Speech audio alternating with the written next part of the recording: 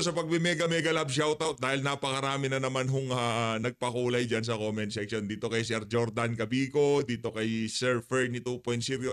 Sabi nitong si Sir Fernie, nangingi siya ng pasensya kasi hindi natin siya kasama dito sa Pilipinas sa pagsasagawa ng mga rally-rally, sa pagdalo sa mga rally. No? Alam ho ng ating mga kasama dito, Sir Fernie, na kung nandito lang kayo, sigurado magkakasama tayo sa mga nangyayaring pagkilos sa iba't ibang bahagi ng ating bansa ngayong mga panahon na to. Okay lang yan, sir, no? Balita ko naman maraming pagkilos na ginagawa ngayon sa iba't ibang bahagi ng mundo. Sa Canada, meron dyan. Sa Australia, sa Japan, napakarami ho yung mga kababayan nating OFW talagang todo effort ho sa pagpapakita ng suporta dito kay dating Pangulo Rodrigo Duterte. At dito kay Ma'am Raspberry, maraming salamat to sa pagsuporta sa PH Update. Alam ho ni Tatay Digong yung mga suporta natin sa kanya, ikinwento ho yan itong si VP Sara, no? Yung mga sumusuporta sa kanya sa social media, yung mga nagsasagawa ng pagkilos, yung mga umiiyak, araw-araw pagka nakikita itong si dating Pangulong Rodrigo Duterte. Kasi hindi nyo naman maiiwasan hindi maluha, di ba? Pagka naisip nyo kung ano nga ba ang naging dahilan sa pagkakakulong na yan nitong si dating Pangulong Rodrigo Duterte, ginusto niya lang naman na magkaroon ng matinong Pilipinas, yung tipong ala Singapore ang datingan, yung tipong walang dorogista sa daan. Ganon, di ba? Sa Singapore, sa atin nga, walang parusang bitay, di ba? Kahit mahuli ka dito, yun, yung yung human rights mo talagang makakaladkad mo, di ba? Pero yung lahat ng nabiktima mo, yung mga hinoldap mo, yung mga buhay na sinira mo sa pagbebenta ng ipinagbabawal na droga, wala ho yun, makakalimutan yun. Kasi importante lang dito sa bansa na to, yung karapatan na ang mga dorogista at mga pusher at mga pulburon lord. Yun lang ho importante dito sa bansa na to. Base sa kasalukuyang administrasyon, yun hong nakikita natin. Wala tingnan nyo ho yung nangyari sa Boracay. 23 anyos na dayuhan. Anong nangyari ho? Sa tingin nyo ho ba meron pa hong hindi ho maaapektuhan ang ating tourism diyan sa nangyari na yan? Ano ho bang kadahilanan kung bakit pinagsamantalahan at ginurgor ang turista na yan? Dahil ho yan sa droga. Yan ang dahilan kung bakit galit na galit si Tatay Digong, dahil hindi ho tayo makakaranas ng tunay na progreso at pagbabago habang merong mga masasamang elemento na pakalat-kalat sa karsada. Yun ho ang katotohanan. Kaya kahit ano pang programa ang ilunsad ng pamahalaan ito, kahit ano pang infrastruktura o kung ano mang kabalbalan ang gusto nilang mangyari, habang walang peace and order sa isang bansa, hindi ho yan uunlad. Kung pagka nagkaroon ho tayo ng leader na kagaya nitong si dating Pangulong Rodrigo Duterte, siguro, dun sa panahon na yon, alam na niya kung ano gagawin. Revgov na, rekta, wala nang cheche-bureche, suportado ho kayo ng sambayan ng Pilipino. Ito kasi si Tatay Digong, hindi lang talaga niya tinuloy. Pero kung tinuloy ho niya, sigurado ho tayo mga kababayan, ang suporta ng sambayan ng Pilipino nasa kanya. Kasi ang problema ho talaga dito yung bulok na sistema. Tignan nyo kung ginagawa ng administrasyon ni Marcos Jr. Talagang kinakapitalize ho nila ang bulok na sistema na to para maitulak ho nila yung kanilang mga pangsariling interes dito sa bansa na to. Umpisa na ho natin itong si Senator Robin Padilla. Pakinggan ho natin, alamin ho natin kung anong kadahilanan kung bakit nandyan siya dyan sa The Hague, dyan sa Netherlands. Ito si Senator Robin Padilla. Saludo dito kay Senator Robin. Assalamualaikum. Pasensya na po kayo kanina, naputol po. Medyo naging emosyonal po tayo. Napanood ko ho yung unang bahagi ng video na to ni Senator Robin. Teka lang pakita ko ho sa inyo para talagang kumpletos, Ricardo. Alam ho natin na talagang naging emosyonal siya doon sa bahagi na yun kasi pinutol ho niya video. Ito ho mga kababayan, panoorin natin. Ito ho ang tinutukoy na video nitong si Senator Robin na kung saan naging emosyonal siya. Billahi minasyaitanirrajim. Bismillahirrahmanirrahim. Alhamdulillahi Rabbil Alamin. Ito. Grabe, lamig ho siguro dyan, no? Daming doble ni Senator Robin dyan, Ibang klase. Umaasa po tayo na ngayong araw na ito ay makita po natin ang ating tatay.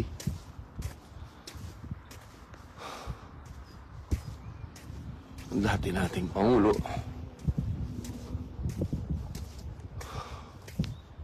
Pinakamamahal natin.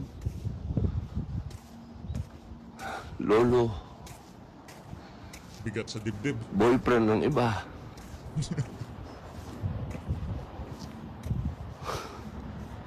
Sakit. Diyan na ho pinutol nitong si Senator Robin Padilla ang kanyang video. Kasi sobrang sakit nga naman ho mga kababayan, no?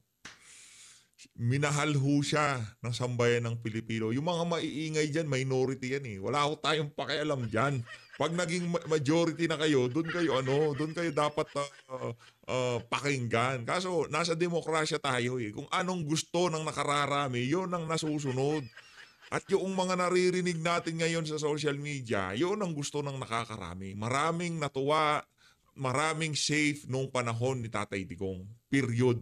Kahit ano pang pag-twist ang gawin nyo, pagbalik-tarin nyo man ang mundo, yun ang katotohanan doon. Alam ng mga OFW, alam ng mga tao sa Pilipinas, alam ng mga taga-suporta ni Tatay Digong, mga taga Davao, mga nasa iba't ibang bahagi ng Pilipinas, yung mga magulang na merong iniwang anak dito sa Pilipinas na kung saan pinag-aaral nila. Alam nila, mas na-feel nilang safe yung kanilang mga anak noong presidente, itong si dating Pangulo Rodrigo Duterte.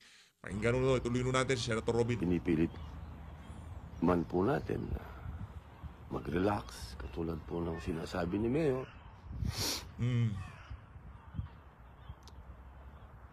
Mahirap po gawin. Nako. Kadarating lang po ni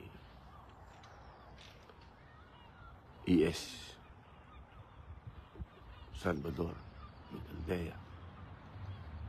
Yung best friend po ni Mayor, kadadating lang po niya.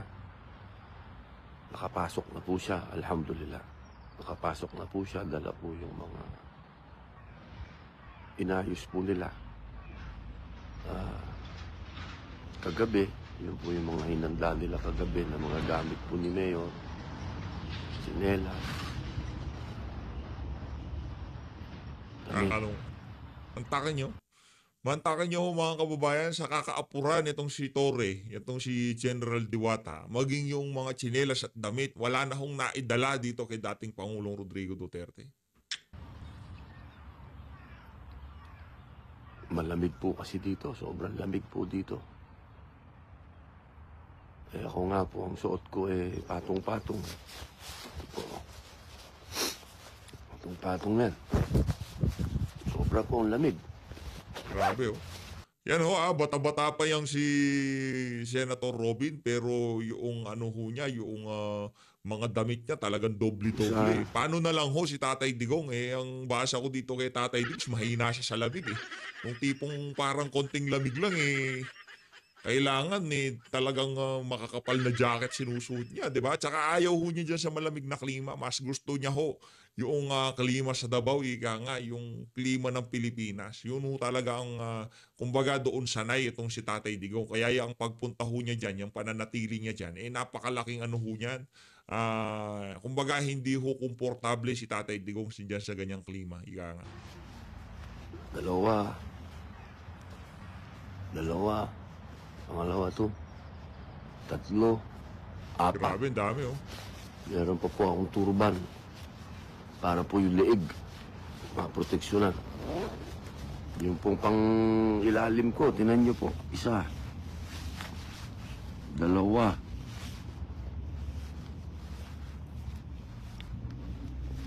3.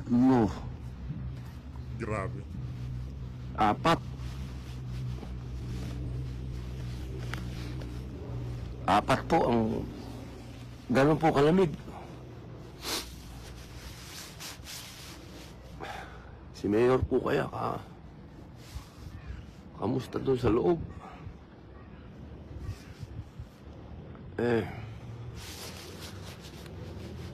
Alam nyo, pagdating sa pangulungan, ako po ang sumukum laude dyan.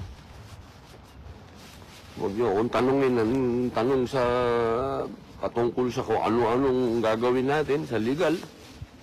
May mga abogado dyan, pero pagdating ko sa kulungan, ako ang magaling dyan. Ako, mahirap umakulong. Sinasabi po ng lahat dito, pag kinakausap yung mga opisyal po dito, nagpa-flashback sa akin yung aking pong pangungulungan sa loob. Sapagkat yung po bang trato, yung trato ng gwardiya, trato ng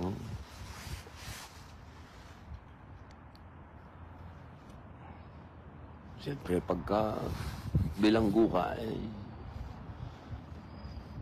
sabi nga nila, lowest mammal, pinakamababang antas ng pagkatao yan. Huwag kang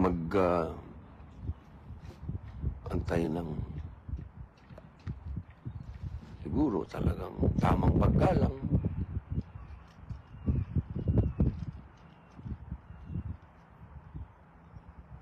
Mahirap lang tanggapin ba na nakikiusap ka sa dayuhan. Yun. Pwede kang makapasok sa isang dayuhan. Mabigat yun. Yung ang sa kalahi mo naranasan niya ng mga kamag-anak ko, nanay ko, dati kong asawa, mga anak na talagang dadaan ka talaga sa gwardiya. Pakiusap, ID, lahat. Kapkapan, lahat. Nadaanan ngayon yan.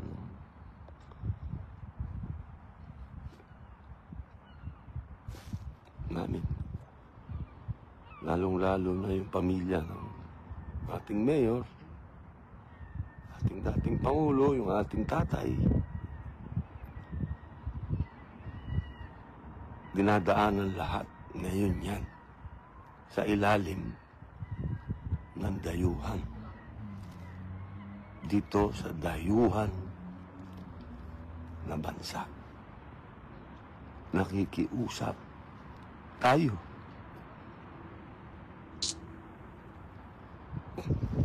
Kung pwedeng makita si Mayor. At sabi ni ES kanina, wala pang kasiguraduhan kung makikita ngayon. Kung papayag itong mga dayuhan na makausap ko ang chairman ng PDP Laban na kanyang partido, mapagbigyan sana ako kahit sandali. Hindi na bilang kaibigan, hindi na bilang kasama, bilang presidente ng kanyang partido. Sana po ay mapagbigyan naman tayo ng mga dayuhan na to. Grabe, hirap po, no? Pero sa China, galit na galit sila. Anak ng toko. Sa China, yung sovereignty, wag nating isuko ang ating, di ba? Pero dito sa mga puti, hindi wala hong ganun. Ihahatid pa namin. Hindi na ho ito usapin ng kung ano man ang nagawa ni Tatay Digong. Okay, pagpalagay na natin kung talagang inahabol niyo ang hustisya, meron na ho tayong hukuman, pero ipadala ang dating presidente diyan sa mga banyaga, ibigay siya dito sa mga banyaga na to. Talaga hong mali itong ginawa ng administrasyon na to kay dating Pangulong Rodrigo Duterte. Sa bagay, okay na rin ho yan para pagka binalikan natin ang kasaysayan, isa sa mga dahilan kung bakit hindi na pwedeng bumalik sa kapangyarihan itong mga Marcos na to dahil ibebenta nila ang sarili nilang kababayan sa ibang bansa para lamang mapanatili sila sa kapangyarihan. para lamang matapos ang kanilang mga kalaban sa politika. Kaya ho nilang ibenta kahit sarili nilang kalahi. Ganyan ho katindi itong mga ano na to, itong mga namumuno ngayon sa ating bansa.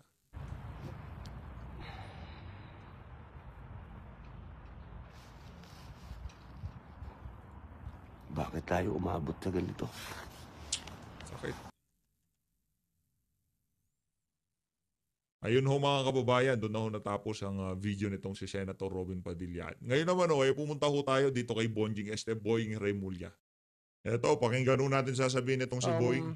But when it comes to them going into the country, kung gusto nila pumasok dito upang manghuhuli at magpasagawa ng warrant na kanila pong na-issue po siguro ng ICC pagdating ng panahon, kailangan po itong dumaan sa ating court system. Ito po ay kinakailangan ng isang action to enforce a warrant, action to enforce a judgment. Kailangan po dumaan yan sa ating court system. Kaya Ang sinasabi nung ilan, hindi na kailangan dumaan sa korte. Nandiyan na DOJ. Hindi ho korte ang DOJ.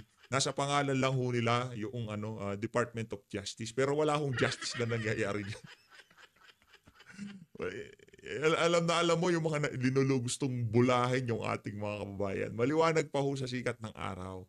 Kung sakaling maglabas man ng warrant sa isang individual, sa isang Pilipino, yung ICC na yan at gusto nilang dakpin ang individual na to, kailangan pa rin nila makipag-ugnayan doon sa mga local courts kung tawagin. Diba? Kailangan ho nilang makipag-ugnayan. Hindi ho yung tipong pagbaba ng eroplano, wala ng local courts. Galing na ho mismo. Wala ho siyang sinight na Article 59 dyan, ha? Kasi yun ang didibatihan sa social media. Kesyo nag-withdraw na, kesyo ganon, kesyo ganyan. Hindi ho.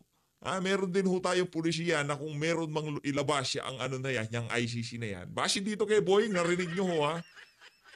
Kailangan hong dumaan sa PH court kahit anong arrest warrant pa yan na galing sa ibang bansa. Kailangan pa rin hong dumaan sa ating mga korte. Ang tanong, pinadaan ho ba yun? Yun ho bang Interpol Red Notice? Wala kang arrest warrant eh. Diba?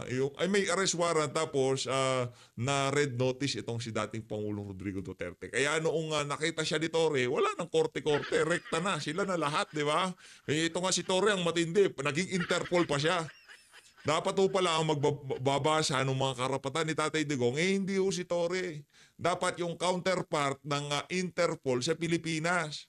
At yun yung ahensya na kontrolado nitong si Marcos Jr. Oh. Yun ho yun.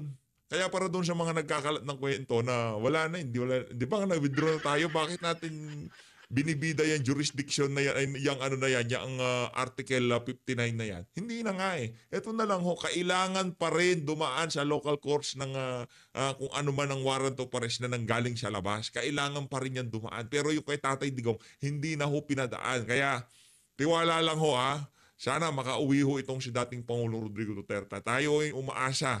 At kung uuwi man siya, kahit nandun tayo sa pinakamalayo, sasalubong ho tayo sa kanya mga kababayan. At sigurado ho tayo, marami ho tayong makakasama dito sa PH Update pagka nagkataon. Kahit nandun lang tayo sa malayo, kahit hindi ho tayo makita, kahit hindi ho natin siya makita, walang problema.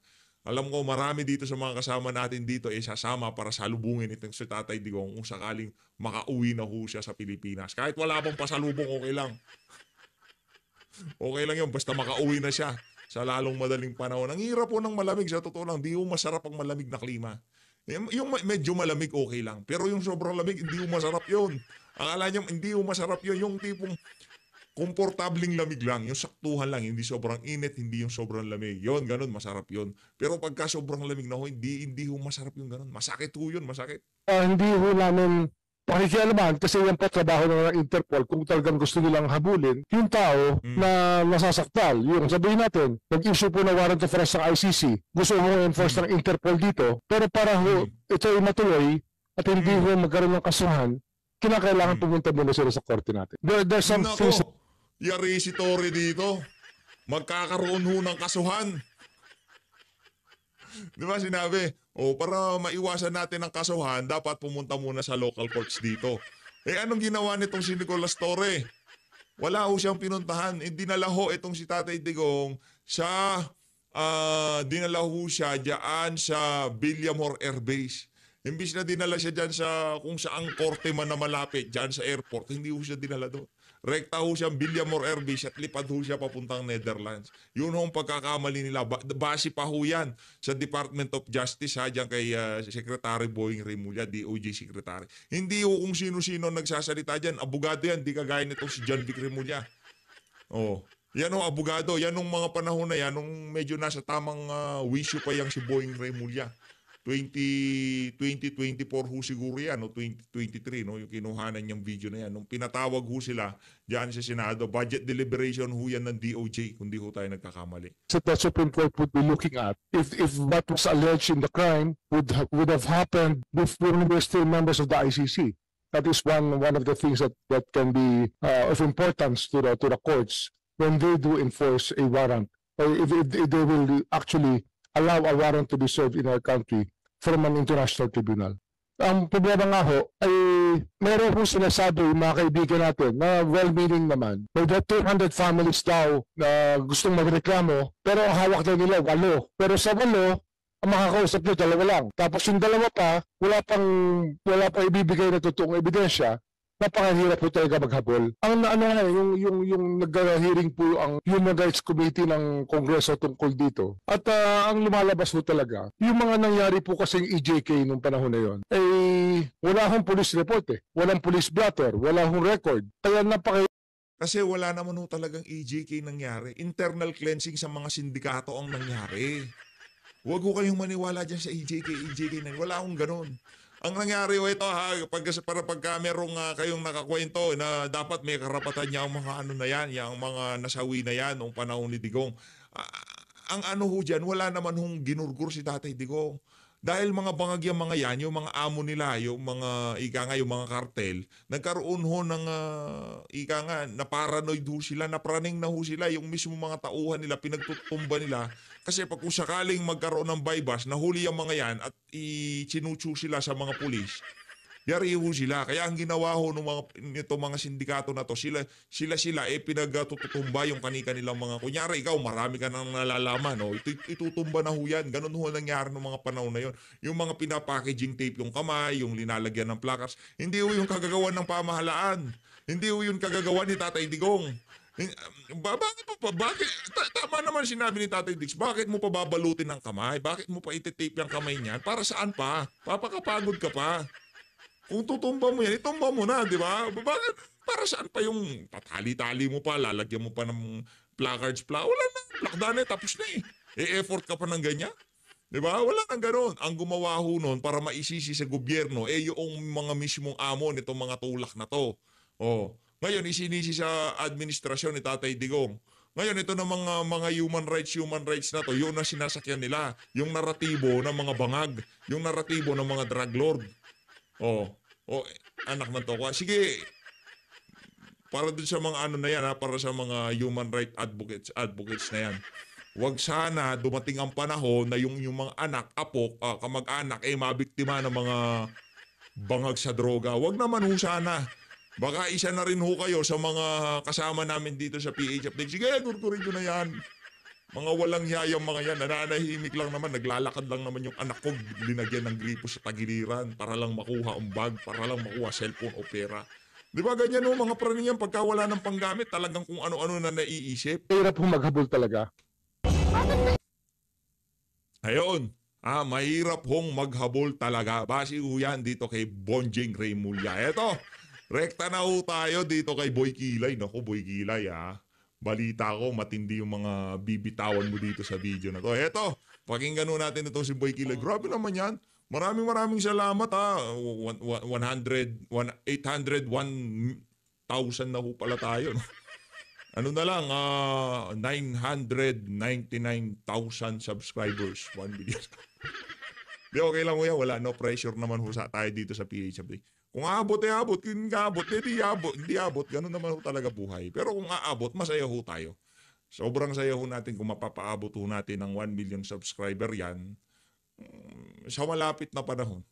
Kung matagal na panahon, okay rin lang naman. Wala naman problema yan. Game out, dito tayo kay Senator Chis Kilay Escudero. Lungkot, inis, pagkadismaya, galit, pagkalito, at nagbunga din ng maraming mga katanungan na sinikap kong sagutin sa pamamagitan ng pagsisiyasat at gayon din pagbabasa. Dahil para sa akin, importante na mabigyang linaw ang ilang sa mga isyu at mga kaganapang pwede pang mangyari sa mga susunod na araw upang walang duda, hindi mag-alang-alang ang ating mga kababayan kaugnay sa mga Ito gusto kong tanongin itong si anong pangalan ito? Itong si Chis Escudero Gusto ko nating malaman niya, Senator Chis, sa tingin niyo ho ba dapat muna idinala sa competent judicial court o korte itong si dating Pangulo Rodrigo Duterte? Dapat tama ho ba yung ginawa nitong si Tory sa kanya na redekta na ho siya sa Netherlands? Gusto natin marinig ang sagot nitong si Chis mangyayari sa susunod na buwan. Hindi ko man masagot lahat ng katanungan, kaya itong sagutin ng iba't ibang ahensya kung saan nakabinbin ang mga issue at katanungang ito. Tulad ng sinabi ng Pangulo ayon kay Secretary Remulla, hindi ito panahon para magdiwang. To quote specifically, ayon kay Secretary Remulla, this is not a time to celebrate. At dama ko ang marahil pinagdaanan ng Pangulo na naging mabigat na desisyon ito para sa kanya. Ang pwede ko lamang maihalin tulad dito ay parang nung governor ako. Nung governor ako, may isang malapit akong kaibigan at kasamahan sa trabaho na inakusahan na pinatay. Yung di umano pumatay din sa kanyang ama 20 years ago. Bilang gobernador at bilang ama ng lalawigan. Yung akusado, yung pumatay ay kaibigan ko, kakilala ko at kasama ko sa trabaho. Yung pinatay niya, tiga Sorsogon din. Pero kinailangan kong sundin yung sinasabi ng batas at hanggang ngayon kinakaharap niya yung kaso at hanggang ngayon din nakapit pa siya kaugnay ng ginawa niyang pagkakamali. Bagaman, sabi ko nga, yung kanyang tatay, nung 8 years old siya, pinatay nung taong yon pero inareglo yung kaso kung kaya't hindi nakulong. Hindi ko alam kung anong mararamdaman ko rin ng mga panahong yon. Kaya naging mabigat yung pinagdaanan marahil ni Pangulong Marcos kaugnay sa bagay na ito. Dahilan at rason para maging normal para sa bawat Pilipino rin na may maramdaman na kabigatan o pagkalungkot sa mga nagdaang kaganapan na napanood nating lahat sa telebisyon. Ang dami mo sinabi. Ang dami mo sinabi, si Escudero. Ang pagkaabalahan mo niyan diyan sa Senado, yung impeachment ni VP Sara, napakulong na si Tatay Digong. So anong next step niyan? Tanggalin na sa pwesto itong si VP para wala nang makakontra sa mga pinaplano nyo sa 2028. Yun lang naman yung kahit ano. Naman, Chis, oo. Ayang si Chis Escudero, kung minarkahan nyo na ho itong si Marcos Jr., isama nyo na rin ho yung mama na yan. Para sa mga kababayan natin nasa ibayong dagat, wag ho natin kalimutan ang mga kabalbalan ng mga nakapaligid ngayon dito sa administrasyon. Para doon sa mga kababayan natin, wag ho natin kalimutan yung pangungunsinte ng mga politikong kagaya ni Chis Escudero sa mga kalukuhang ginagawa ng administrasyon nitong si Marcos Jr. Wag ho natin kalimutan yan. Naniniwala kayo na legal yung nangyaring pag-aresto naman sa due process at saka yung pag-turnover size? Hindi na para sa akin sabihin kung legal yun o hindi dahil nakabinbin. Hindi ka makasagot. Iwas pusoy ka, Brad. Yan ang problema sa'yo.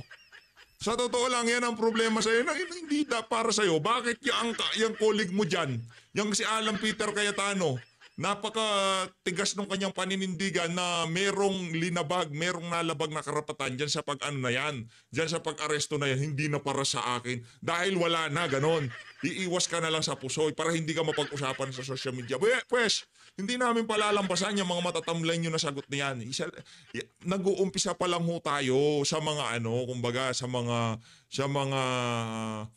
mga magiging resulta ng ginawa ng kaibigan mo, yung kainuman, kasinghutan o kung ano mang ginagawa nyo dyan sa Malacanang, nag-uumpisa pa lang ang sambayan ng Pilipino sa paniningil sa mga kabalbalang ginawa nyo dito kay dating Pangulong Rodrigo Duterte.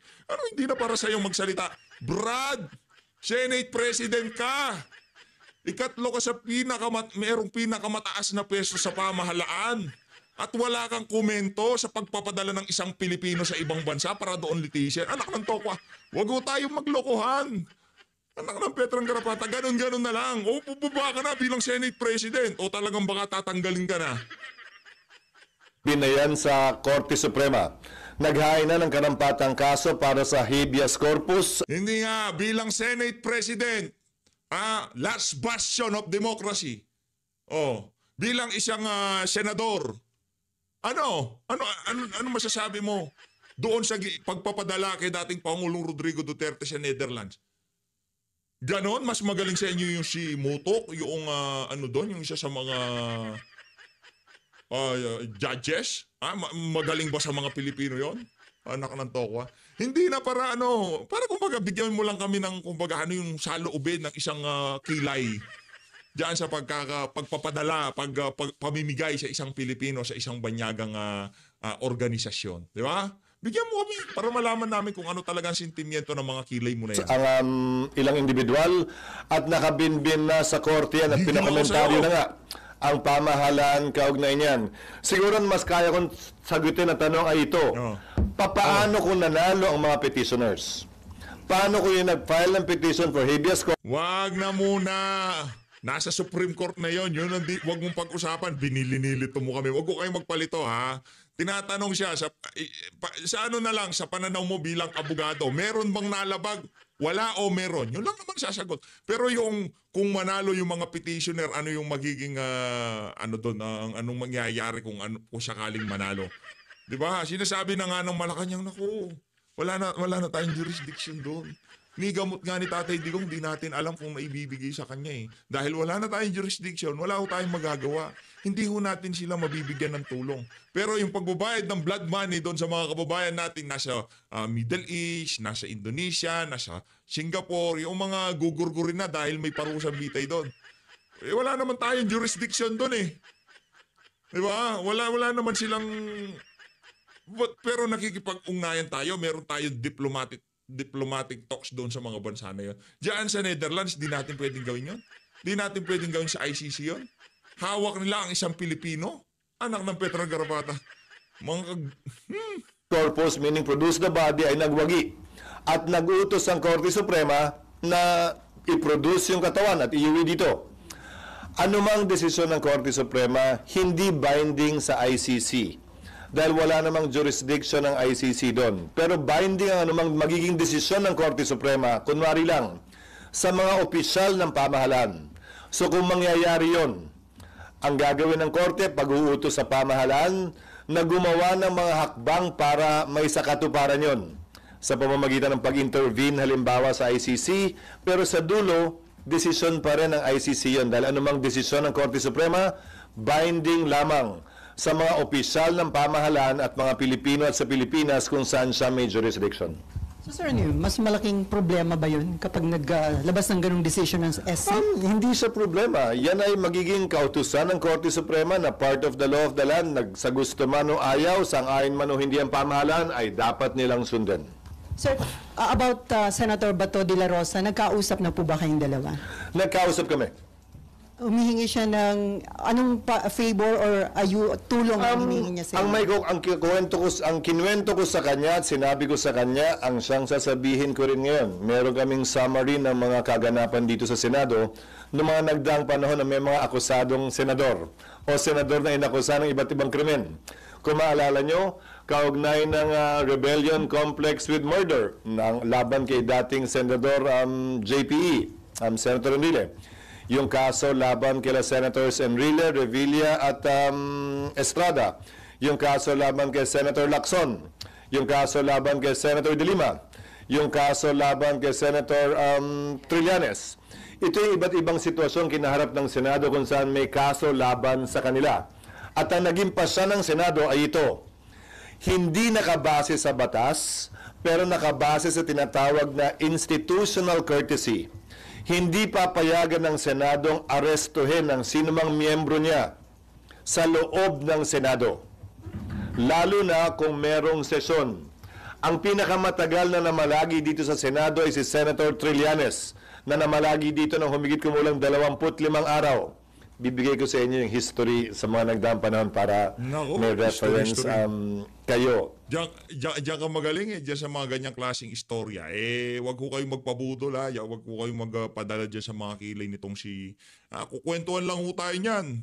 Pero pagka hiningi natin yung tayo niya bilang isang Pilipino, di naman ho kaya bilang isang abogado o isang Senate President, kung meron bang nalabag doon sa nangyaring pagpapadala kay Tatay Digong sa ibang bansa. Ba't di ka magkomento doon, di ba? Gusto namin marinig kung ano masasabi mo doon.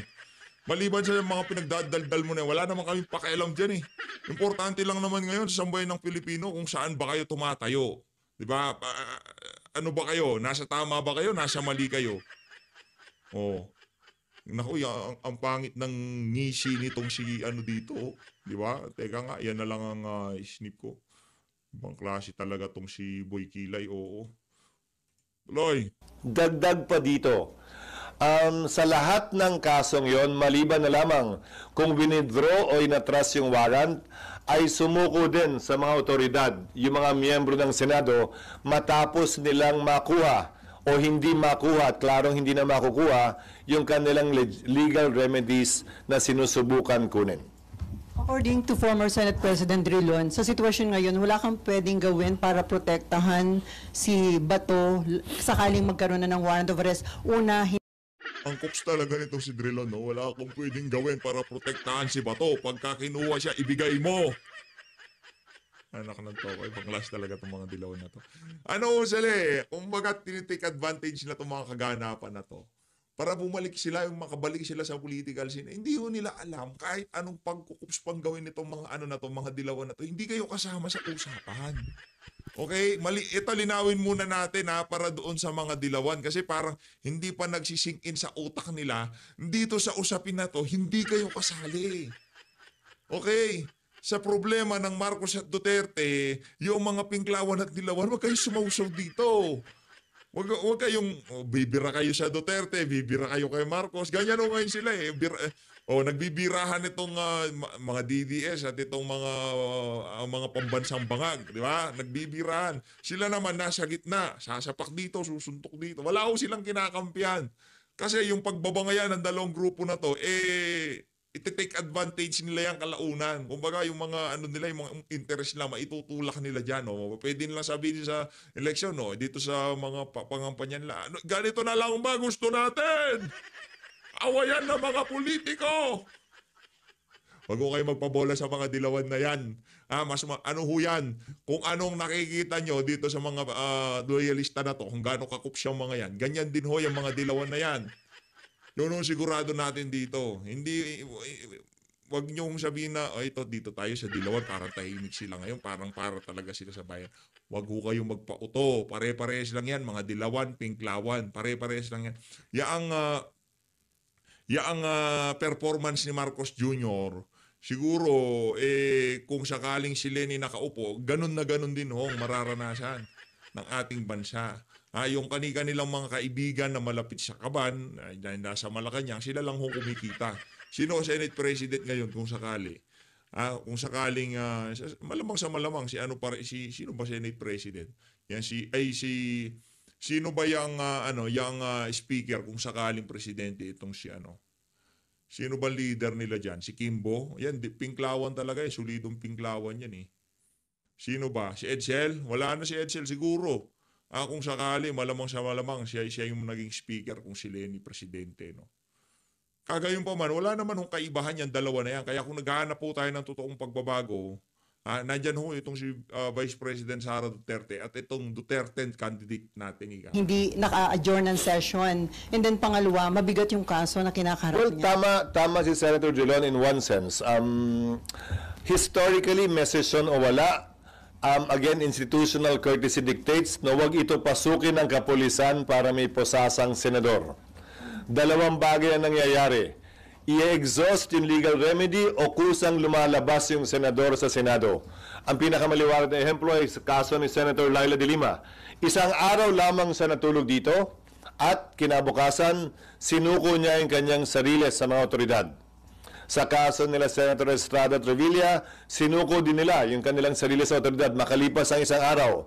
Si Senator Enrile makalipas ang isang taon. Si Senator Lacson ilang buwan hanggang hindi lumabas yung desisyon ng Korte Suprema, nagtagusa, hindi sa Senado, sa labas. Pero ayon kay Senator Enrile, hindi daw niya trabaho na hanapin si Senator Lacson o sabihin ko nasan siya kung nalalaman man niya. Trabaho daw ng mga otoridad yon noong mga panahon na yon. The Constitution is clear in Article 6, Section 11. It is only when Congress is in session and the penalty to be imposed for the offense is less than 6 years. Is a member of the Senate or Congress immune from arrest? Magpapatuloy yung kaso pero hindi pwedeng arestuhin. Sa kasong ito ng ICC, ang mga batas kasi natin klaro yung penalty, di ba? The penalty of 1 year to 6 years, the penalty of life imprisonment, the penalty of prison correctional, which is 6 years to 12 years. Klaro naman yun eh. Ang problema sa ICC, ang nakalagay doon, ang imposable penalty ay not more than 30 years or life. So, pasok sa not more than 30 years ang 5 years, ang 4 years. So isang posibilidad na pwedeng matanong o ma-clarify yung bagay na yon, pero hindi pa rin applicable nga dahil wala kaming session hanggang sa June 2. So for the meantime, ano yung commitment niyo kay Senator Enrile? Ang sinabi ko sa kanya, we will try to afford him every opportunity to avail of legal remedies that he is entitled to. Sa katunayan, ginawa na niya. Dahil co-petitioner siya ni Pangulong Duterte, hindi ba? Sa Supreme Court case, kung saan bagaman walang ginrant na TRO, ay pinasagot yung mga respondent sa kaso at posibleng maaksyonan niya ng Korte Suprema sa hindi malayong hinaharap, lalo na kung sakasakaling maglabas uli ng warrant ang ICC. Anak ng tao. Yan ang nga ba sinasabi natin dyan sa Korte Suprema eh. Pagka mayroong mga crucial na issue na kailangan desisyonan o kailangan pag-usapan, para hindi kayo nagmumukhang tanga, bilis-bilisan yung kilos. Totoo lang, no? Yung mga ibang bansa, tingin nila sa ating Korte Suprema, anong klaseng justice system meron kayo? Hawak nyo na itong mama, kailangan nyo pang ipadala sa ibang bansa para doon siya litisin. Ano yun? Ibig sabihin, so in short, hindi lang siya pwedeng arestuhin inside the premises of the Senate. Inside the premises of the Senate, and that practice is also part of our rules. But again, hindi naman ito rason para, kasi yung nangyari kay Senator Trillanes, 25 days. Ano yung sitwasyon nun? Nirevoke, binawi yung amnesty. At pending sa korte, yung pagbawi ng amnesty kung legal nga ba yun o hindi. Wala pa. Nagde-decide yung korte kung mag-iiso o hindi, pero anytime pwedeng ilabas. So namalagi sa dito hanggang isinangtabi ng korte yung pag-iiso ng warrant of arrest dahil naglabas na ng desisyon ng Korte Suprema na hindi pwedeng i-revoke ang amnesty na ibigay na. So sir, ang tanong sir is, papayagan nyo ba siya na mag-sanctuary dito kung meron ng warrant of arrest? I mean, kung hindi pwedeng isilbi dito, pwedeng mag-stay? Hindi para sa akin na pigilan si Senator Bato na magtungo dito, desisyon niya yun. Pero ang hangganan siguro noon ay hanggang makakuha at klaro na kung anong magiging pasya ng korte kaugnay sa kanyang pag-avail ng kanyang judicial remedies na karapatan niya. Hindi lamang bilang senador, bilang isang ordinaryong mamamayan. Sir, so kung in theory, kung ako arresting officer, abang ako na lang siya sa gate ng Senado. Doon talaga mga reporter na to, mga cooks din eh, no? O in theory, natural, wala na yun sa Senate premise. Di ba? Pwede mo nang abangan doon. Hindi para sa akin na idikta sa kanila kung anong dapat at hindi nila dapat gawin. But that is theoretically possible. Again, within the premises of the Senate. Outside. Ito talaga, ang tanga. Premises nga yung labas. Hindi na premises yun. The gate. Labas ang Senado ron.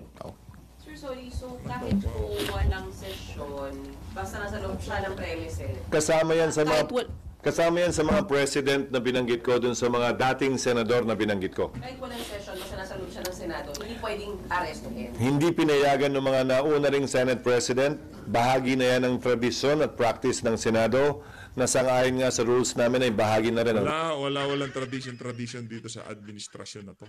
Ano tradition? Tradition nga na ang sa budget ng OBP. Ano nangyari sa tradition? Wala, basura yung tradition nyo dyan, tapon nyo lahat yan. Anak ng tokwa. Isara nyo na yung mga dapat isara. Ano tradition? Basura lahat ng tradition dyan. Dyan sa House of Representatives at Senado, walang kwenta. Ang tradition. Mawawalan ba ng nagugutom dyan sa visit na tradition na yan? Ibig sabihin ba, ikakatuwa namin yung tradition na yan? Hindi nyo naman sinusunod eh. Anak ng tokwa. Diyan sa House of Representatives, diyan sa Senado, yan si Hontiveros, anong tradition? Walang tradition diyan sa Kongreso. Pagka natrepan ng mga bangag na pahirapan ng isang individual diyan, wala kang Rules namin. And you will also not allow it, sir? Yes. Walang session? Yes. Paano po Interpol na magsiserve ng warrant of arrest? Hindi rin sila allowed pumasok? Lalong hindi. Kasi kung yung law enforcer nga na Pilipino, hindi. Lalo pa kung dayuhan siguro. Pero sa Boy, hindi pwede yan kay Tore. Diyan kayo magtatalo ni Tore. Ano sabi ni Tore? Pwede natin tong idaan sa madali o mahirap. Ganun pagkasabi niya eh. We can do this the hard way, we can do this the easy way. Di ba ganun yung paano niya kay Tatay Digong? Baka yung mga security guard dyan sa Senado, biglang paandaran ng ganun nitong si Tore, no? We can do this easy way o we can do this hard way. Ilabas nyo na si Bato. Di ba ganun? Alam naman kapalag kayo kay Tore, baka pati ka hulihin on obstruction of justice. kasong nagdaan kay Pangulong Duterte, hindi naman dayuhang Interpol ang humuli sa kanya. Pero sir, clarification lang. Sinabi rin sa inyo ni Senator, sir, sinabi rin ba sa inyo ni Senator De La Rosa na that is his intention kung sakaling may warrant of arrest, mag-stay siya dito? Or? Wala siyang sinabing ganun. Nagtanong lamang siya ng iba't ibang options na pwede sa kanya. Like, sir? Iba't ibang options na pwede sa kanya di kaugnay ng Senado. Hindi ako isa sa mga abogado niya para magbigay ng suggestion maliban sa pwedeng magawa o gawin ng Senado. At hindi rin para sa akin na sabihin ko ano yung mga options na nabanggit niya. Nasa sa kanya yun. So parang parang theoretical pa rin naman. So kung may warrant of arrest, pili niya magstay dito, papayagan niyo ba yun? Wouldn't it be bad for the Senate as in an institution na merong magtatagal magstay dito dahil ayaw masilbihan ng warrant of arrest? Nung si Trillanes, walang ganyang press con na. Nagtagal siya dyan ng mahigit 20 gabi. Yan si Dilima, yan si Enrile, nagtagal sila. Pero dyan, ngayon, hindi ko papangit yung imahe na Senado kung sakaling pagtago dyan si Senator Bato. Tradisyon yan at rule yan na bahagi na ng Senado dahil naging practice ng Senado bilang pagtatanggol nga sa institusyon at institutional courtesy. Ulitin ko, wala sa batas yan pero nasa rules ng Senado at institutional courtesy lamang yan. Hindi naman sa habang panahon hanggat mabigyan siya ng sapat na panahon na magkaroon ng linaw o pagpapasya yung kanyang judicial remedies. Yung sinabi niyo po na bibigyan niyo siya ng tulong para sa legal remedies, what do you mean by that, sir? Tutulungan siya ng mga abogado ng Senate? Hindi. Hindi ko sinabing tutulungan siya hanggang maresolbahan yung kanyang judicial remedies na available sa kanya. Yun nga sir, nabanggit niya, hanggat may hinihintay siya sa SC. Gusto niya nandito siya sa Senate. Pwede naman yon, pero hindi na nag-i-issue ng TRO ang Korte Suprema eh. Yun sana yung pwedeng sandala nun. Pero baka premature din kasi wala naman siyang warrant of arrest. So pwede siyang mag-reconsider at humiling ng pag-i-issue pa ng TRO kapag ka nag-apply na sa kanya. Meron na po nag-coordinate from ICC para humingi ng documents ng Senate Wala. for hearings? Wala sa aking tanggapan at wala pa rin sa Secretary General na sinasabi sa akin. Naaasahan ko namang sigurong sasabihin agad sa akin pag may ganun. Sir, dahil matindi na daw yung divisiveness na naidudulot nito sa bansa, sabi ni Senator Amy, mahalaga na ma-establish kung dumaan sa due process, kaya meron siyang hearing on Thursday. Sa tingin niyo makatutulong yun yung, para ma-address yung concern ng marami at yung tanong ng marami na dumaan ba sa due process? Pero, kung ang concern ni Senator Amy ay grabe na yung divisiveness o pagkakawatak-watak natin, di sana ang maging dulo ng kanyang pagdinig ay Ako. maghilom tayo at Oy, magkaroon teka, anong hilom-hilom? Anong hilom-hilom? Anong hilom-hilom? Maghilom kayo mag-isa nyo. Aabot tayo ng 2028 dito, Brad. Anong hilom-hilom? Hilom nyo mga mukha nyo. Anong hilom-hilom? Maghilom, kung gusto nyo maghilom kayo. Huwag nyo na kaming idamay dyan sa buwisit na hilom-hilom na yan. Basta kami, sa 2028, kung sino man yung kilala naming politiko na nakalinya ang kanyang prinsipyo at paninindigan kay dating Pangulong Rodrigo Duterte, anong hilom-hilom? Yun na susuportahan namin. Kung gusto nyo maghilom kayo mag-isa nyo. ng pagkakaisang muli at hindi lalo pang dagdagan. Oy, buksan mo yung mga kilay mo. Anong pagkakaisang sinasabi mo, Chis Escudero? Anong pagkakaisang sinasabi? Naririnig mo ba yung mga lumalabas dyan sa bunganga mo na yan, Chis? Tanong ko lang, naririnig mo ba? Naririnig mo ba? Nakita mo ba yung nangyari kahapon dyan sa Davao? Hindi mo ba ramdama yung galit ng mga Davaoenyo dyan sa amo mong pambansang adik? Adik, yan, ikaw adik ka din sa kapangyarihan. Adik kayong lahat sa kapangyarihan. Mga adik kayo, mga walang hiya kayo. Di ba? Hindi nyo ba naramdaman? Sa tingin nyo ba maghihilom yung mga yon? Tayo dito, hindi tayo maghihilom. Yun ang sinisigurado natin. Bahala ho kayo dyan kung maghihilom kayo. Pero tayo dito sa PH Update, paaabutin ho natin to ng 2028.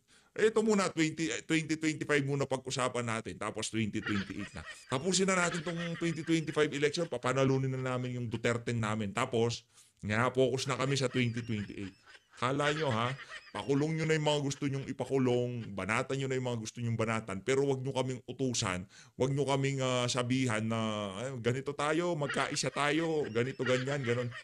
Maghilom kayong mag-isa nyo. Yung divisiveness o pagkakaaway-away natin. Kung yun ang pakay niya, sang-ayon ako sa pakay na yon. Para mabigyang linaw, tulad ng mga binanggit ko ngayon, para mabigyang linaw ilang katanungan na meron ang ilan sa ating mga kababayan at mga alinlangan na meron sila marahil kaugnay nito, o mga pangamba na meron sila kaugnay nito. Sana hindi makadagdag yung pagdinig na niya kaugnay sa lalong paglalim pa ng sugat at hidwaan sa pagitan ng ating mga kababayan. Pero sir, do you support the hearing? It's not for me to support or not. I support every... Wala yan. Walang support yan. Bawal magsalita yung si Boy Kilay. Hindi siya pwedeng magsalita basta-basta. Hindi siya pwedeng maglabas ng pahayag na hindi ayon doon sa naratibo ng Malacanang. Kasi baka bigla siyang mawala ng pagka-Senate President. Alam mo niya, yan nga ang ano ni Kilay, kumbaga straight niya. Alam niya i-position ang sarili niya. Marunong siyang magpakaaso. Di ba? Alam